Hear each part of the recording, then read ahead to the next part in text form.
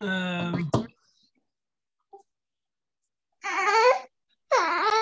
m'a demandé de parler sur Shavuot dans la Chassidoute. Shavuot dans la Chassidoute, c'est un terme assez général, c'est quelque chose de assez large. Parce qu'en vérité, dans Shavuot, il y a plein d'éléments. L'élément essentiel, bien sûr, c'est le don de la Torah, le fait que la Torah a été donnée ce jour-là.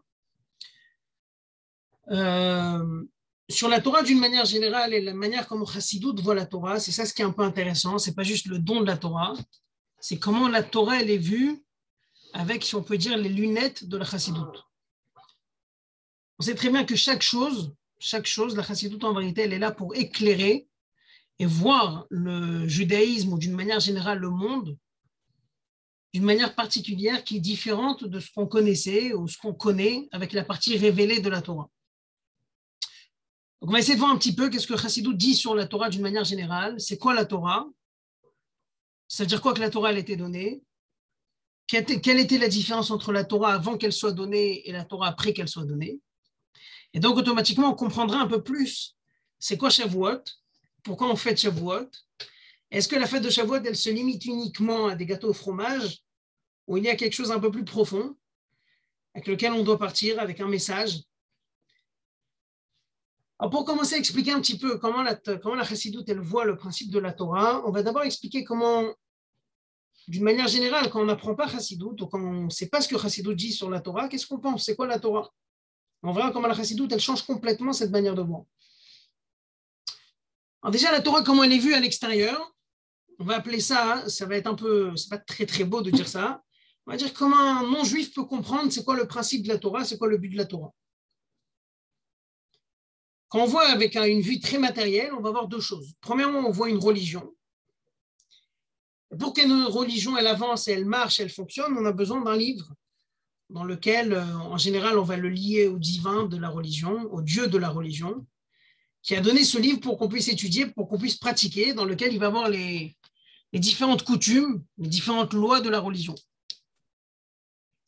Et donc, dans chaque religion, forcément, ils font un livre de base. Et donc, en l'occurrence, dans le judaïsme, c'est la Torah.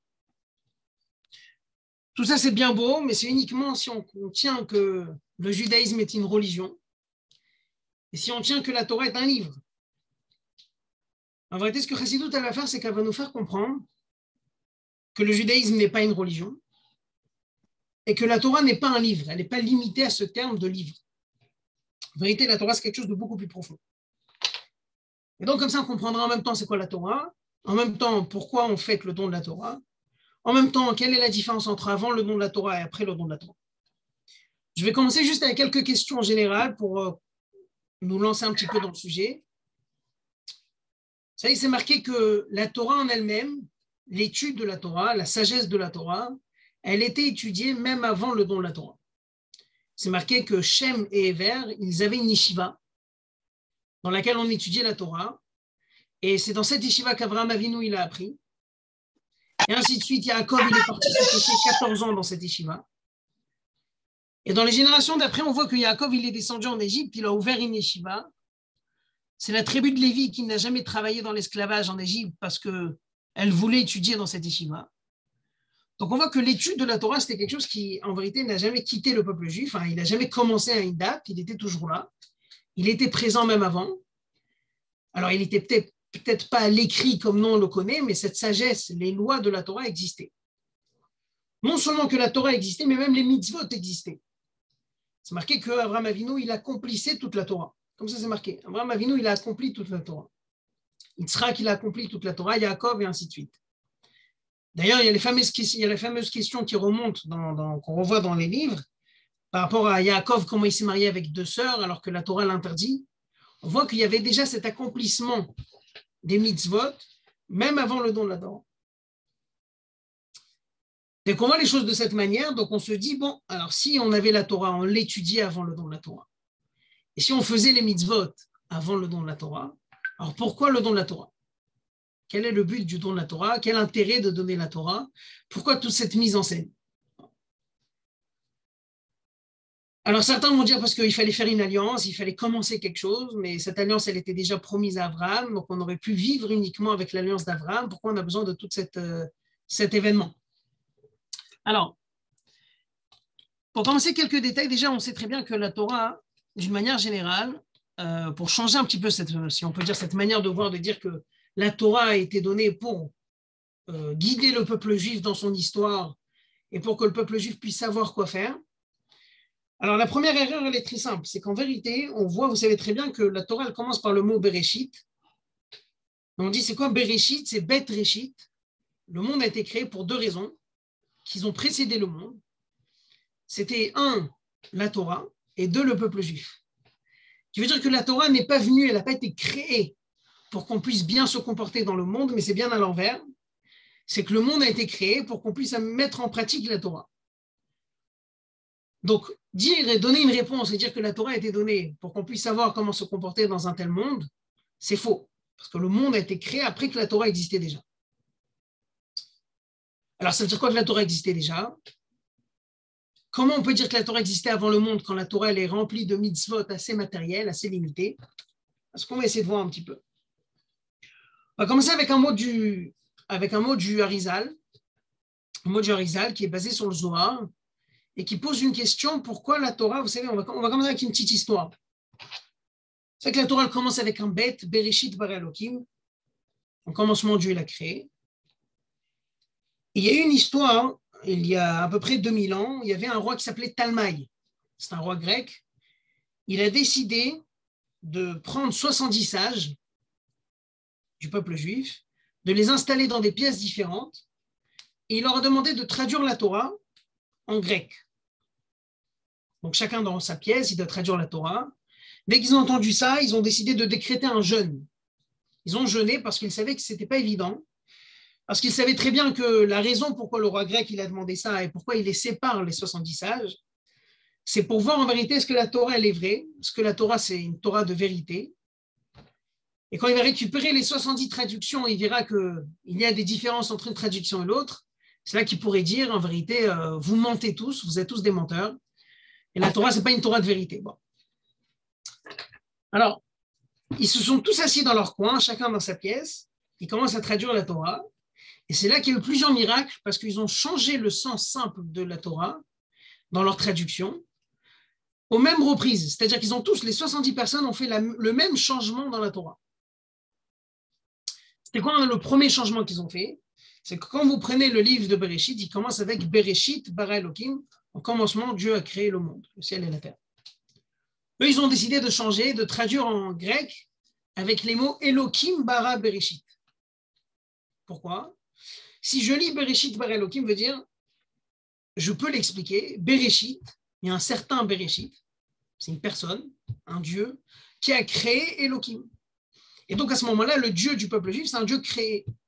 Et donc, ils savaient tous que s'ils allaient traduire la Torah de cette manière, lui, il pourrait faire cette erreur, le roi grec, et dire que, bon, votre Dieu, c'est un Dieu qui a été créé par un autre Dieu qui s'appelle Bereshit.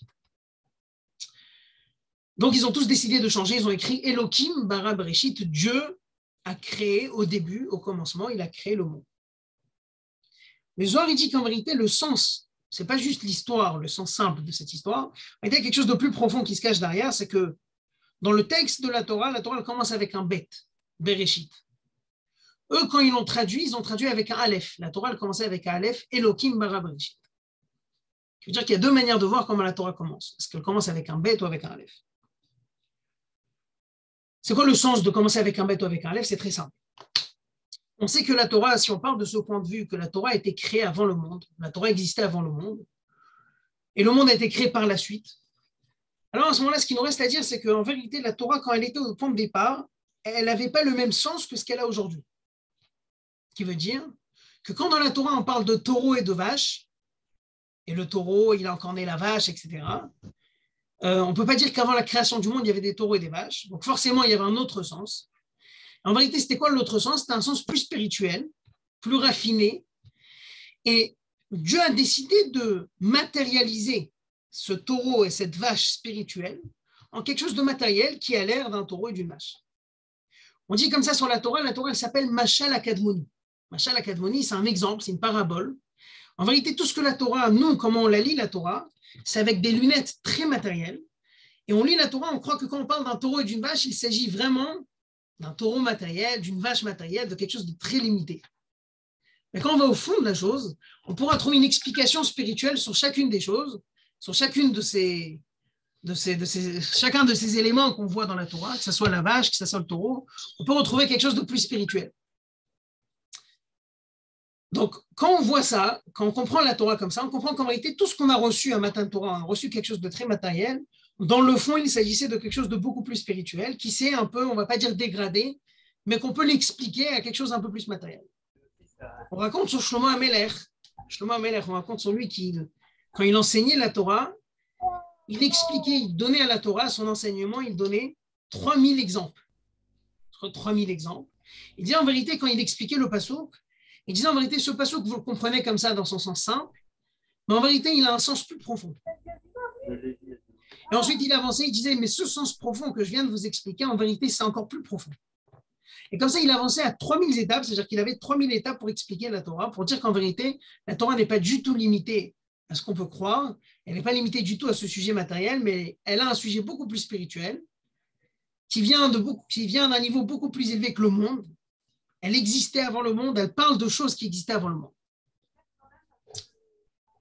Alors, quand on comprend un petit peu que la Torah, en réalité, c'est quelque chose de très spirituel, on se dit, alors, c'est quoi cette Torah? Pourquoi elle a été créée? Et est-ce qu'elle a été créée? Alors, ça que j'ai expliqué, c'est marqué dans le Zohar qui dit comme ça. Il dit, la Torah, c'est Chochmato ou Retzono shel HaKadosh Baruch Hu. C'est la sagesse et la volonté de Dieu. Alors, c'est quoi la sagesse et la volonté? Alors, nous, si on prend par exemple l'humain, l'homme, il a une sagesse. Sa sagesse, c'est quoi? C'est quelque chose d'acquis. C'est-à-dire qu'il a étudié, il s'est fait une idée de certaines choses, et donc il va avoir une certaine volonté. Il veut les choses d'une manière ou d'une autre, il veut une maison qui est à telle image, il veut un travail qui est à telle image, il veut un mode de vie qui est X ou Y. C'est en fonction de ce qu'il a étudié, ce qu'il a compris. Par contre, Dieu, cette sagesse, on ne peut jamais dire que cette sagesse, elle a été composée par quelque chose ou elle est venue grâce à quelque chose. Elle s'est faite par des événements qu'il a pu vivre. Ça n'existe pas, ça, chez Dieu. Donc, c'est Dieu qui crée la sagesse et donc il se crée des idées. Les idées de Dieu, les idées les plus profondes, si on peut dire, de Dieu, c'est ces idées-là qui sont descendues dans la Torah, c'est ces idées-là que Dieu il a retranscrites dans un livre. Dans ce livre, il a écrit des idées qu'en vérité, c'est des codes. Et avec ce livre, il a décidé de créer un monde qui va être parallèle à ces idées qu'il a écrites dans cette Torah. Et donc, il a décidé de créer un monde matériel. Il ne pouvait pas créer une vache et un âne et un taureau spirituel. Il a décidé de le matérialiser. Donc, il est arrivé, on se retrouve dans un monde matériel dans lequel on est sûr que la Torah, elle parle de ce monde matériel. Certes, elle parle de ce monde matériel, mais en vérité, de base, elle parlait de choses très, très spirituelles et elle a toujours existé. Alors, à ce moment-là, maintenant qu'on a cette idée, on comprend pourquoi déjà la Torah, ce n'est pas quelque chose qui doit être donné un jour. On va comprendre pourquoi elle a dû être donnée, pourquoi on a dû avoir cet événement de matin de Torah. En réalité, c'était quelque chose qui existait toujours. C'est cette sagesse qui est la source de la création du monde. C'est la raison pour laquelle le monde a été créé. Le monde a été créé en fonction de ce qui avait marqué dans la Torah. Et là, on comprend pourquoi Abraham, les pères, les patriarches, Noach, Shem et Ever, tout le monde étudiait la Torah. Ils étudiaient la Torah parce qu'ils étudiaient cette sagesse divine avant même qu'elle soit définie, écrite et limitée à un texte. Elle était en vérité beaucoup plus profonde que ça. Donc maintenant qu'on a cette idée, alors c'est là que la question se renforce, elle dit, bon, alors à ce moment-là, pourquoi on a besoin du don de la Torah? Pourquoi Dieu a besoin de donner cette Torah? Oui, c'est quelque chose qui était là, c'est quelque chose qui existe toujours. On aurait pu hériter les textes de nos pères, Abraham, Yitzhak, Yaakov, ces textes spirituels, et rester avec ces textes. En vérité, l'histoire, c'est très simple, c'est que Dieu, il a décidé que cette Torah qui est très, très spirituelle, etc., il a décidé de la faire descendre dans le monde matériel qu'il a créé. Il a voulu qu'elle puisse conduire les gens dans son monde matériel, pas parce que la Torah a été créée pour conduire les gens, mais surtout parce qu'il a décidé que l'homme sur Terre pourrait utiliser cette Torah, cette sagesse qui se cache derrière la création du monde, pour affiner le monde et ramener la révélation de Dieu sur Terre. Alors pourquoi il a besoin de passer par un événement du don de la Torah? Alors ça, c'est expliquer la fameuse histoire de Dira Betartonim, la demeure pour Dieu ici-bas. C'est très simple. Dieu, quand il a créé le monde, le principe du monde, c'était quoi? Le principe de la création du monde, c'était de créer un endroit dans lequel on ne verra pas la présence de Dieu et dans lequel on devra vivre un jeu, comme ça il appelle ça, Dieu, un jeu, où on va travailler étape par étape pour découvrir sa présence, en faisant les mitzvot et en étudiant la Torah. Le problème, c'est que maintenant qu'on a expliqué que la Torah, elle est très spirituelle et c'est un niveau très élevé, comment je peux ramener ce niveau spirituel, cette Torah spirituelle, dans un monde qui est tellement matériel, dans lequel on ne voit pas la présence de Dieu? Je dois ramener la cause de ce monde, la faire révéler dans ce monde. C'est quelque chose qui est impossible. Pareil pour les mitzvot. Quand on s'arrête sur les mitzvot, c'est le même principe. Normalement, une mitzvah, ça veut dire je m'attache avec Dieu. On dit toujours une mitzvah, ça vient du mot tsavta, qui veut dire l'attachement. Donc, je vais essayer de m'attacher avec Dieu en faisant quelque chose de matériel. C'est quelque chose que normalement n'est pas possible. Dieu, c'est quelque chose de spirituel, naturellement, comme ça on comprend, en tout cas. C'est quelque chose qu'on ne voit pas. Notre définition de matériel, c'est de dire que la matière contredit Dieu. Et donc, forcément, Dieu est plus élevé que la matière. Et donc, ce Dieu qui est spirituel, comment moi, homme matériel, je suis capable de m'attacher avec lui en faisant quelque chose de matériel? D'ailleurs, à cause de cet étonnement, si vous voulez, ce côté qui est impossible en vérité, s'attacher avec Dieu matériellement, c'est pour ça que Abraham, Yitzhak, Yaakov faisaient aussi les mitzvot, mais ils les faisaient d'une manière très spirituelle. C'est-à-dire quoi? À l'époque, avant le don de la Torah, la manière de faire les mitzvot, c'était essentiellement le travail de l'homme, qui veut dire l'homme devait faire un effort pour essayer de se rapprocher de Dieu. Et donc, ce qui est important dans le rapprochement qu'un homme matériel essaye d'avoir avec un être spirituel, c'est de travailler ses forces spirituelles, son intellect, ses émotions, ses sentiments. C'est pour ça qu'on voit chez Abraham, Yitzhak, Jacob, le service de Dieu qu'ils avaient, c'était quelque chose qui était tout le temps lié avec la spiritualité. Ce n'était pas forcément lié avec quelque chose de matériel. C'était aimer Dieu, remercier Dieu, parler à Dieu, avoir des révélations. C'était que spirituel. Abraham, il diffusait la présence de Dieu dans le monde. Il parlait des choses très, très spirituelles parce que c'était le seul moyen que l'homme pouvait s'attacher avec Dieu. Comme on l'a dit, Dieu est spirituel, l'homme est matériel. Le seul moyen, c'est de toucher Dieu avec des éléments spirituels. D'ailleurs, on dit que même les mitzvot qui faisaient matériellement les avot, Abraham, Yitzhak, Jacob, on dit tout le temps que la kedusha, la sainteté, ne résidait pas dans le monde, elle ne restait pas attachée elle résidait pas sur les objets qu'ils utilisaient pour les mitzvot. On dit tout le temps, on donne l'exemple que même s'ils avaient écrit des téphilines avec le nom de Dieu, ils pouvaient les jeter à la poubelle après parce qu'il n'y avait aucune sainteté. Ce qui a l'air complètement logique, puisqu'on part du point de départ que Dieu est spirituel et que l'homme est matériel, et donc il n'a aucun moyen de ramener Dieu dans cette matérialité. Ça, c'est le monde, comment il fonctionne pendant 2000 ans. Depuis la création du monde jusqu'à Avraham Avinu. À l'époque d'Avraham Avinu, Dieu il a décidé de leur offrir la première mitzvah matérielle. Il va leur dire, écoutez, moi j'ai envie que vous commencez à faire les mitzvot matériellement. Il leur donne la Brit Mila, qui est un début pour ce qui va s'appeler après le don de la Torah, et comme on va expliquer par la suite, qu'est-ce qui s'est passé au don de la Torah. Maintenant, avant qu'on arrive au don de la Torah, ce qui est intéressant, c'est que Dieu avait donné des mitzvot à l'humanité. Il avait donné les mitzvot à la famille de Noach. Par exemple, ne pas tuer, ne pas voler, c'est des mitzvot de Bnei Noach, on appelle ça. Les mitzvot qui ont été donnés à la famille de Noach. Ces mitzvot-là, c'était aussi des ordres divins, des ordres de Dieu, des ordres d'Akadosh Baruch Hu, qui étaient là pour que les hommes accomplissent ces mitzvot et qu'ils puissent s'attacher avec Dieu. Donc, il y avait déjà ce principe de faire des mitzvot sur terre. Alors, qu'est-ce que ça nous a ajouté Matan Torah? C'est expliqué comme ça, c'est expliqué qu'en vérité, à l'époque de Noach, toutes les mitzvot que Dieu a données, c'était des mitzvot qui étaient là, comme on l'a dit tout à l'heure, des mitzvot d'une religion. Les mitzvot qui allaient faire tenir la personne sur terre et qui allaient faire tourner le monde comme il faut. On voulait faire tourner le monde, on voulait que le monde avance, on voulait que le monde tienne. Et donc, on a décidé de ne faut pas tuer. Si on se tue, si on s'entretue, il ne reste plus personne, on ne peut plus faire avancer le monde. Dès que Dieu voit que les gens ne respectent plus les mitzvot, il doit les tuer. Il doit exterminer la génération de Noach, envoyer le déluge. Et toutes ces choses-là, on voit qu'en réalité, Dieu il a envoyé des mitzvot qui étaient là uniquement pour faire tenir, pour faire tourner encore une génération et encore une génération. Mais ce n'étaient pas des mitzvot en soi qui étaient liés avec un but général de ramener la présence de Dieu sur terre. On n'était pas du tout dans ces termes, c'était plutôt des règles de société. Et c'est là qu'on arrive au don de la Torah. Sur le don de la Torah, c'est marqué comme ça. C'est marqué qu'avant le don de la Torah, le spirituel et le matériel ne pouvaient pas s'attacher ensemble, ne pouvaient pas cohabiter. Et Dieu, il a décidé d'arrêter cette coupure qu'il y avait entre le spirituel et le matériel et de permettre à l'homme, en l'occurrence le juif, d'attacher la spiritualité et la matérialité et de révéler cette spiritualité dans le monde matériel dans lequel on se trouve. Du moment que Dieu il a décidé ça, il a dit, moi je vais faire le don de la Torah, on va comprendre après pourquoi les détails du don de la Torah, pourquoi ça s'est passé de telle manière, à Arsinaï, etc. Mais comme on a dit tout à l'heure, le but pourquoi la Torah a été créée, si on peut dire, c'était pour la suite créer un monde matériel dans lequel on ne verra pas la présence de Dieu. L'homme dans ce monde matériel va étudier la Torah, va se comporter comme la Torah veut, et va faire révéler cette Torah, cette profondeur de Torah dans ce monde matériel dans lequel il se trouve. Donc on arrive au don de la Torah, comme on dit, on arrive au don de la Torah. Là, Kadosh Baruch Hu, il décide de faire le lien entre le spirituel et le matériel. Jusqu'au don de la Torah, la chose la plus importante dans une mitzvah, c'était en vérité, comme on l'a dit, le côté spirituel de la mitzvah. À partir du don de la Torah, tout a changé. La chose la plus importante, c'est le côté matériel de la mitzvah.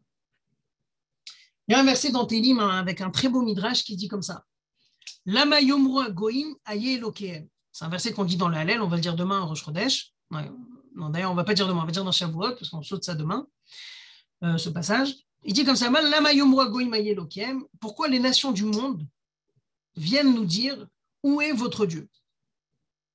Midrash, il explique que ce verset, en vérité, il n'est pas juste dit par les nations du monde, mais en vérité, c'est une question qui se pose tout seul. C'est une question si on réfléchit un petit peu, tout le monde peut se poser cette question. Quand on réfléchit, on voit chez nos pères, Avraham, Yitzhak et Yaakov, la présence de Dieu était vraiment ressentie. On ne pouvait pas demander à Avraham où est ton Dieu. Tout le monde voyait qu'il vivait Dieu. Avraham, c'était quelqu'un qui était là, dans son quotidien, il vivait la présence de Dieu. Par contre, à partir du don de la Torah, c'est là que la question se pose, à partir du don de la Torah, on ne voit plus Dieu. Pourquoi on ne voit plus Dieu? Parce que la mission essentielle du peuple juif, c'est quoi? Ça va s'exprimer dans des choses très matérielles, dans lesquelles, même si on n'a pas de kavana, même si on n'a pas de bonne volonté, juste je fais l'action de cette mitzvah, j'ai fait ce que Dieu m'a demandé. C'est l'essentiel. D'ailleurs, on dit tout le temps, on donne l'exemple, si quelqu'un va s'asseoir après le don de la Torah, il va dire, moi je vais essayer de voir toutes les kavanotes, d'après la Kabbale, etc., le soir de Pessah, toutes les kavanotes qu'il y a dans la matzah. Et il va penser, il va méditer pendant des heures, il va ressentir la présence de Dieu et la main de Dieu qui nous a sortis d'Égypte, etc. À la fin de toute la nuit qu'il a pensé, qu'il a médité, il n'a pas mangé sa matzah. À côté de lui, il y a un autre juif qui est là, et qui ne connaît rien. On lui a donné la matzah comme ça, les Chabad lui ont offert la matzah, il a mangé la matzah le soir de Pessah.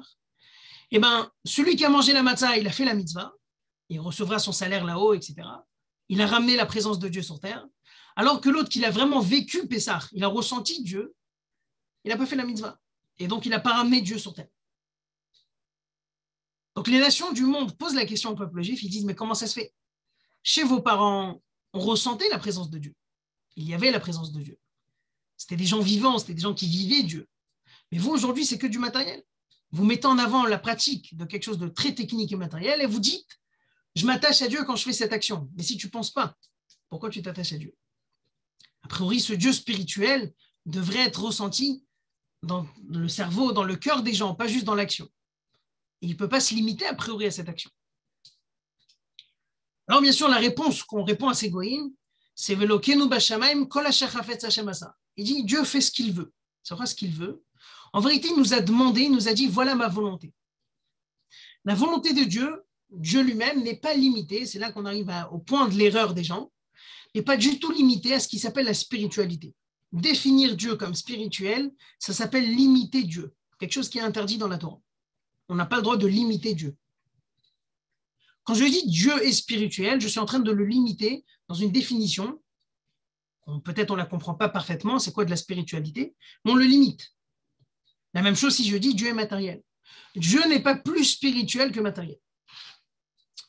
Et donc en vérité, ce Dieu qui est au-delà de tout, et qui n'est pas limité et pas défini ni dans la spiritualité ni dans la matérialité, c'est ce Dieu-là qui dit, moi j'ai envie de ramener le côté spirituel qu'il y a dans la Torah dans la matière du monde que j'ai créé. Et donc pour ça, qu'est-ce qu'il dit au peuple juif? Il dit, voilà, à partir de maintenant, à partir du don de la Torah, on va changer toutes les règles. Jusqu'au don de la Torah, le monde matériel n'avait aucun moyen de recevoir cette spiritualité, de la garder en lui, parce que c'est deux choses contradictoires. Mais au don de la Torah, ce que Dieu fait, c'est qu'il vient et il dit, moi je vais maintenant, moi personnellement, Dieu qui n'est pas spirituel, qui est au-delà de ses limites, de ses définitions de spirituel et matériel, je vais décider, je vais descendre sur terre, je vais descendre sur une montagne matérielle, je vais résider parmi vous dans un Mishkan, qui est matériel, qui est limité, qui a de l'espace, pour que vous puissiez, par votre travail, ramener cette spiritualité dans la matérialité. Donc, si on regarde un petit peu le plan, on a 2000 ans de la création du monde, dans lesquels, si on veut ressentir Dieu, c'est que dans la spiritualité. Je ne peux pas retrouver Dieu dans la matérialité. Ensuite, on va avoir un autre moment qui est le don de la Torah, et c'est là que tout change, tout s'inverse. Et Dieu dit, à partir de maintenant, on va agir dans le sens pour lequel j'ai vraiment créé le monde, qui est de prendre cette matérialité, de l'attacher à cette spiritualité, que normalement, qui est impossible. Et moi, je vais le faire, je vais commencer moi qui est Dieu, je descendrai sur terre, sur une montagne, je rendrai la montagne Kadosh, et après, je résiderai dans un Mishkan. Donc, jusqu'à là, on a compris une idée. Une idée pourquoi Dieu nous a donné la Torah. Quelle est la différence entre avant le don de la Torah et après le don de la Torah? C'est très simple. Avant le don de la Torah, on avait l'attachement avec un Dieu, mais uniquement dans des termes spirituels. On est passé après le don de la Torah. Dieu dit à partir de ce moment-là, on va commencer à agir dans le sens pour lequel j'ai vraiment créé le monde. Vous allez vraiment accomplir la mission pour laquelle j'ai créé le monde. C'est de toucher cette matérialité, de la raffiner, de la rendre sacrée, de la rendre kadosh, en faisant des mitzvot. Maintenant, bien sûr, naturellement, si maintenant je dois faire des mitzvot pour rendre kadosh le monde matériel, forcément les mitzvot doivent être matériels. Et si l'essentiel, c'est de sanctifier la matérialité, donc la spiritualité n'a plus tellement de place. Elle a moins d'importance que la matérialité.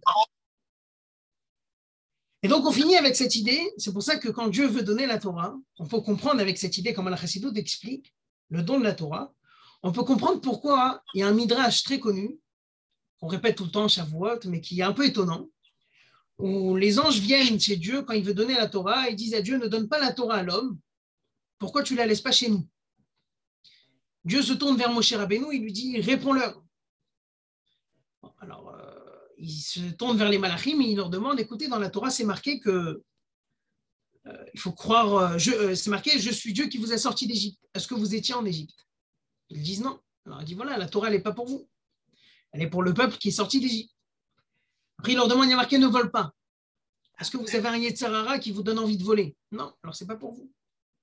Il y a marqué, respecte tes parents. Est-ce que vous avez des parents? Ils disent non, alors c'est pas pour vous.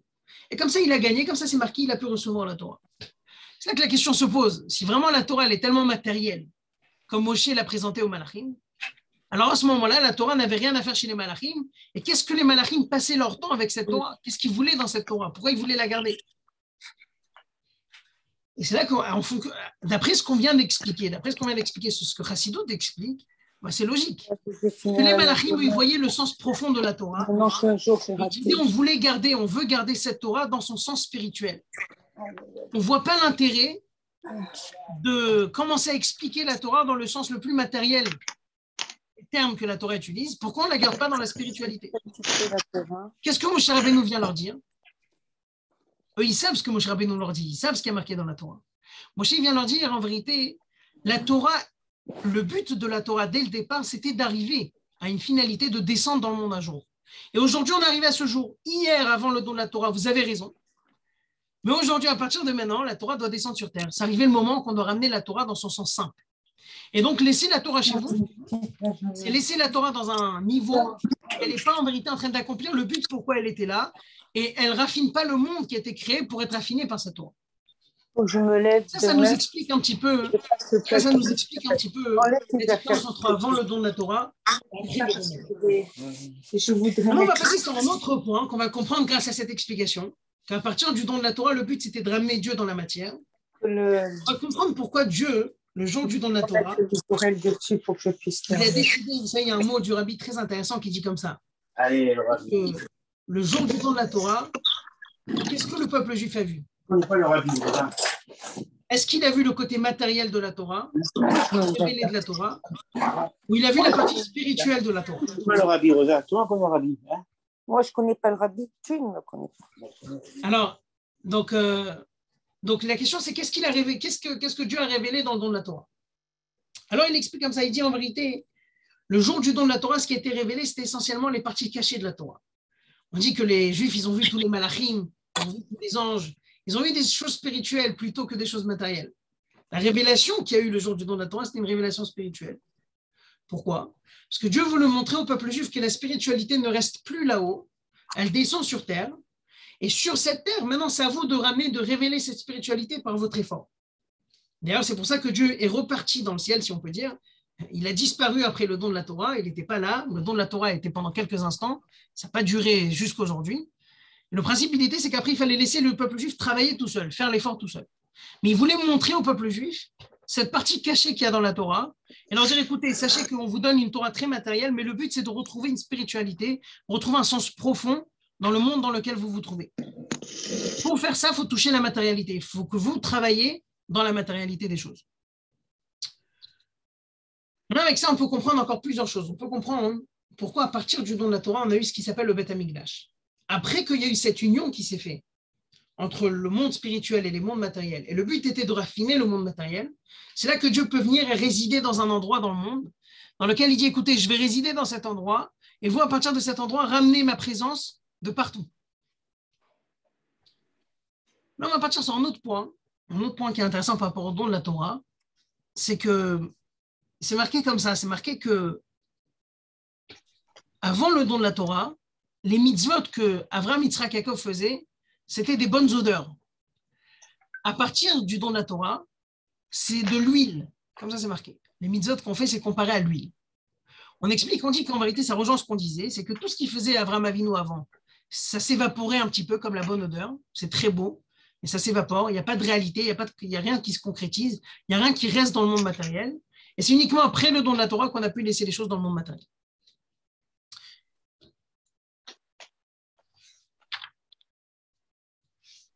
Maintenant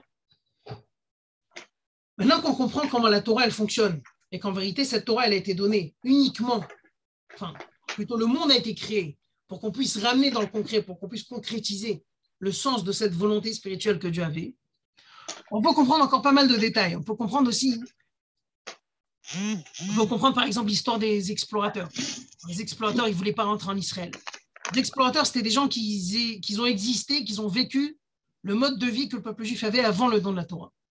Eux, ils disaient, on ne veut pas rentrer dans une terre matérielle parce qu'on ne veut pas ramener cette Torah spirituelle dans un monde tellement matériel. On ne pourra pas le faire.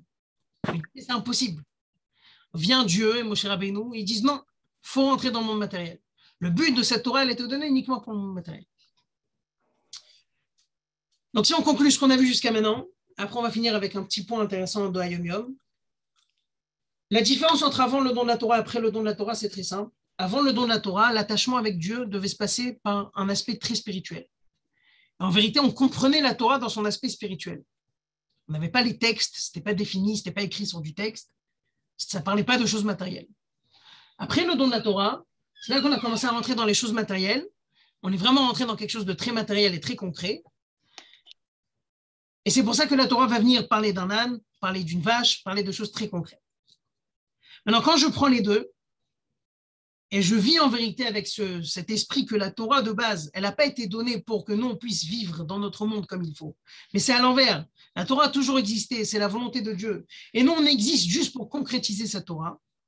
Alors, on comprend un Yom Yom intéressant, on va finir avec ça, qui dit qu'il y a une différence entre la Torah et les règles, les lois qu'il y a dans le monde. Les lois qui se font dans les pays. Il appelle ça comme ça. Il dit qu'il y a des lois qui sont créées par la vie et il y a des lois qui créent la vie. Les lois qui sont créées par la vie, ça veut dire quoi? Ça veut dire qu'il y a des vivants, une société, ils vivent ensemble et ils comprennent étape par étape, génération après génération, qu'il faut améliorer un petit peu les lois parce que sinon on n'arrivera plus à vivre. Donc si vous voulez, c'est des lois de survie. Vous prenez toutes les lois d'un pays, c'est des lois de survie. C'est pour que la société puisse avancer, grandir, vivre, ne pas disparaître. Si la loi permet de s'entretuer, on disparaît. Donc, forcément, il faut faire une loi qui s'interdit de tuer. Donc, c'est quelque chose de très défini qui commence du vivant. Le point de départ, c'est l'homme. Et la suite, le résultat, c'est quoi? C'est quelque chose de très matériel. C'est des lois qui sont là, qui changent toutes les générations. Parce que l'homme, il évolue, où il peut aggraver ses comportements. Et donc, il décide, en fonction des générations, de changer les lois. Par contre, il dit la Torah, c'est quoi? C'est des lois qui créent la vie. C'est quoi des lois qui créent la vie? C'est-à-dire que la Torah existait avant le monde, elle existe avant le monde, elle parle de sujets très spirituels, le monde a été créé en fonction de la Torah, et donc les lois de la Torah, c'est la seule loi qui peut vraiment fonctionner dans ce monde matériel, pas parce qu'elle est plus intelligente que toutes les autres sociétés, pas parce qu'elle est plus intelligente que le gouvernement qui est créé par l'homme, mais surtout parce que elle, c'est la raison pour laquelle le monde a été créé. Donc forcément, le monde a été créé d'après le plan de la Torah. Donc le seul moyen d'avoir un monde qui tient la route et qui se développe et qui avance vers son but, c'est de faire ce qui est marqué dans le plan de départ qui est la Torah. Donc quand on voit en vérité ces choses-là, on comprend plein de choses. On comprend déjà le but du don de la Torah, c'était de concrétiser les choses, d'emmener les choses dans la matérialité. On comprend pourquoi la Torah, elle est éternelle, elle ne change jamais. Beaucoup de fois, les gens demandent pourquoi on ne fait pas des améliorations, on ne fait pas des petits changements, on n'arrange pas les choses, on n'allège pas un petit peu ce qui a marqué dans la Torah. Peut-être c'était à l'époque, il y a 3000 ans, ce n'est pas pour aujourd'hui. On a ce principe que la Torah est éternelle, on doit la faire tenir éternellement parce qu'elle tient éternellement. Elle, c'est la raison pour laquelle le monde a été créé. Donc en vérité, toutes les conditions dans lesquelles on vit, toutes les conditions du monde, la manière comme le monde a été créé, c'était d'après le plan de la Torah. Il fallait concrétiser et ramener dans la matérialité les termes spirituels que la Torah parlait. Donc, ce n'est pas que la Torah était intelligente. Vous savez, plein de fois aujourd'hui, vous pouvez entendre plein de fois des explications qui disent, vous voyez, incroyable comment la Torah elle est très intelligente, c'est qu'elle nous a dit dès le départ qu'il fallait se laver les mains, elle garde la propreté, elle garde la cacheroute, c'est des raisons d'hygiène, etc. En vérité, c'est faux, c'est une raison qu'on peut donner, mais ce n'est pas la vraie raison. La vraie raison, c'est que la Torah, elle, parlait d'une certaine loi de cacheroute qui est très spirituelle. On n'a pas beaucoup de temps de développer sur les mitzvot, c'est-à-dire quoi la spiritualité des mitzvot, mais elle parle d'un plan très spirituel. En vérité, de ce plan spirituel, il y a un monde qui a été créé avec des choses cachères et pas cachères. Et un besoin de mettre du sel sur la viande pour faire sortir le sang, etc. La raison qu'on fait sortir le sang, ce n'est pas pour l'hygiène. La raison qu'on fait sortir le sang, c'est parce que de base, la Torah, dans sa spiritualité, il y a un niveau qui s'appelle sang, il y a un niveau qui est l'animal, et il y a l'homme. L'homme peut récupérer uniquement l'animal et pas le sang. Et comme en fonction de cette Torah spirituelle, Dieu a créé un monde matériel, d'après ses plans, alors dans le monde matériel, il a fait que le sang n'est pas bon pour l'homme. Donc ce n'est pas que la Torah était intelligente, elle a voulu préserver son peuple, elle a voulu préserver ceux qui suivent cette religion qu'elle impose, et leur dire, écoutez, le sang, c'est pas bon. Je sais que le sang, c'est pas bon. On va découvrir dans 3000 ans que le sang, c'est pas très bon pour la santé. C'est à l'envers. La Torah, dans son niveau spirituel, elle parlait de sang, elle parlait d'animal, elle parlait d'homme. Et donc Dieu, quand il a créé le monde, il a créé le sang, l'animal et l'homme d'une manière que l'homme ne peut pas vraiment manger du sang, ce n'est pas bon pour lui. Donc c'est pour ça qu'on garde les lois de la Torah, c'est pour ça que les lois de la Torah tiennent à l'éternité, elles sont à toutes les générations. On peut les retrouver, on peut les voir, on peut comprendre comment elles sont bien pour l'homme, pas parce que c'est une Torah qui est très intelligente, mais parce que c'est le point de départ pour laquelle et comment Dieu a créé le monde. Donc on part du point de départ qui est la Torah. La Torah, c'est le plan pour comment Dieu va créer le monde. Dieu crée le monde, en fonction de ça, nous on doit respecter la Torah. Maintenant, quand on voit les choses comme ça, et je finirai avec un mot, quand on voit les choses comme ça, on comprend pourquoi quand on étudie Chassidut et on voit tout ce que Chassidut propose, le sens profond des mitzvot, etc., et ben, d'un coup, on ressent que c'est ça ce qui intéresse, c'est ça ce qui est, on ne va pas dire plus intéressant dans la Torah, mais c'est là qu'on comprend qu'effectivement, Dieu ne s'est pas limité à quelque chose de matériel. C'est quelque chose de beaucoup plus spirituel que ça. Dès le point de départ, c'était ça la raison. Ça s'est matérialisé avec la création du monde, ça s'est matérialisé avec le don de la Torah. Mais de base, la raison de base, c'est quelque chose de beaucoup plus spirituel. C'est marqué, on finit avec ce mot, c'est marqué que la chassidoute, la partie cachée de la Torah, la partie révélée de la Torah, c'est comme un corps, et la partie cachée, c'est comme une âme. Quand on prend le corps, quand on voit le corps, on voit des choses, on ne comprend pas tout le temps pourquoi et comment ça fonctionne. On comprend comment l'âme, elle fonctionne, on comprend pourquoi à travers l'œil, elle peut voir, à travers l'oreille, elle peut entendre. Donc en vérité, quand moi j'étudie la Torah, quand moi j'étudie la partie cachée de la Torah, ça me donne beaucoup plus d'énergie de faire la Torah, d'être mahmir, de faire très attention à tous les détails et toutes les lois de la Torah. Parce que quand je vois que chaque loi de la Torah, c'est pas juste une loi que je peux comprendre avec mon intellect, etc., mais c'est quelque chose de beaucoup plus profond et beaucoup plus spirituel qui part d'un niveau beaucoup plus élevé. Ben là, je commence à respecter beaucoup plus les lois de la Torah, je fais beaucoup plus attention. Donc, si on peut partir avec un message, sortir de ce Shavuot, c'est très simple, c'est quand on arrive à Shavuot, le don de la Torah, c'est le moment dans lequel Dieu ramène cette Torah spirituelle sacrée dans un monde matériel. Il nous dit à partir de maintenant, j'ai envie que vous mettez en pratique ces lois spirituelles dans le monde matériel avec l'interprétation matérielle qui est marquée dans la Torah. Maintenant, quand nous, on fait les mitzvot, des fois, on peut se lasser, des fois, parce qu'une mitzvah, elle est un peu difficile. Et bien, nous, quand on va aller voir la source de cette mitzvah, la raison spirituelle de cette mitzvah, la raison spirituelle pourquoi nous, on doit faire cette chose-là, c'est là qu'on a beaucoup plus d'énergie, beaucoup plus d'enthousiasme dans l'accomplissement de cette mitzvah. Et bien sûr, on la fait beaucoup mieux, cette mitzvah. D'ailleurs, c'est pour ça qu'à la fin des temps, c'est là le moment où il y aura une vraie révélation de la partie cachée de la Torah, parce qu'on arrivera au but, au vrai but, on comprendra chaque chose matérielle, pourquoi elle a été créée de cette manière. On verra le fond de chaque chose matérielle, le fond de chaque événement qui a pu se passer dans notre vie. On verra la profondeur de chaque chose, on verra que tout est lié avec la spiritualité qui se cache sous les mots matériels, si on peut dire, qui a marqué dans la Torah. Donc, on souhaite à tout le monde une bonne fête de Shavuot. Je ne sais pas comment c'est quoi l'habitude, est-ce qu'il y a des questions, un peu des questions, je ne sais pas comment ça fonctionne. En tout cas, une bonne fête de Shavuot à tous. Qu'on puisse recevoir la Torah, comme le Rabbi Rayat il dit tout le temps, recevoir la Torah besimcha bepnimiut, avec joie, et le prendre intérieurement, c'est-à-dire de vraiment intérioriser les valeurs de la Torah, pas juste regarder le côté matériel de la Torah, mais comprendre ce qui se cache derrière les mots matériels que la Torah nous dit.